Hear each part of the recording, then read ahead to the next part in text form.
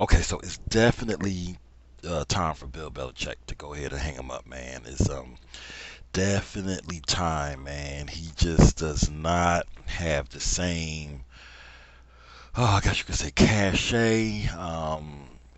He built and was the architect for the last 2 decades with Tom Brady. It's not a, it's not a well kept secret that Bill Belichick without Tom Brady has a losing record. I don't even think he have any playoff wins. Um, the last 2 weeks, last week in Dallas, he only scored 3 points. This week, last week in Dallas, he only scored 3 points, gave up 38 points. This week against New Orleans at home, got shut out. New Orleans scored 34 points, right? And New Orleans is not like some Super Bowl contender. They will be competitive and compete hard, but it's time for Belichick to step aside, man. And it's time for Robert Kraft to put his owner big boy pants on, and it's what have you done for me lately? What are you doing for me now? A lot of people will choose Tom Brady, giving him the most credit, but I kind of slow down on that because when you think about it, Bill Belichick, man, um, he had to come up with game plans, man. He had to worry about offense, defense, and special teams. He had to sync with scouts, pro player personnel. He had to work with the general manager, salary cap stuff. You know what I'm saying? And once he became the overall general manager, he had to pick the player, he had to buy the grocery, he had to cook the food, he had to cater the whole thing, and to have to do that, to have to organize these things, going out to Super Bowls, just having to make sure everything was in check, make sure, all kind of players and stuff were in check.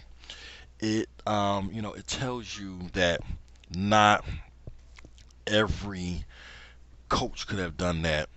Belichick is still a legendary coach with Tom Brady, and he did what you're supposed to do. It's just like Phil Jackson. He had Michael Jordan. He won 6 championships with him. I mean, I don't know anybody that probably could have maximized more than those 6 championships. You know, with Kobe Bryant, squeeze 5 championships out of him. Squeeze the three-piece. So, yes, Phil Jackson had great players, and yes, Bill Belichick had the GOAT, but he did what he was supposed to do, with the GOAT. And you can tell, as far as the reason why I give a lot of credit to Tom Brady is because, throughout the years, they've switched players at different multiple positions. When you have, even if you say at receiver, you had the Amendolas, you had the Welkers, you had the Edelmans and stuff that you just replaced, the Troy Browns that you just replace year in and every 10 years. Defense, you look at the Richard Seymours, you look at the Will Force, you look at the Willie McGinnises, a linebacker, man, you look at the Brewskis, you look at the Matt Judons, you look at a number of players, even in the secondary, the Gilmores, the McCourty brothers, Asante Samuel, Ty Law, you go throughout the years. So, the only constant was Tom Brady as far from a player personnel perspective.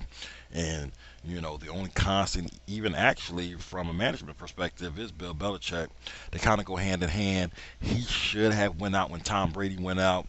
I don't think the games passed him by because, when Tom Brady was at his best, it was 4 or 5 wide receiver sets, empty backfields.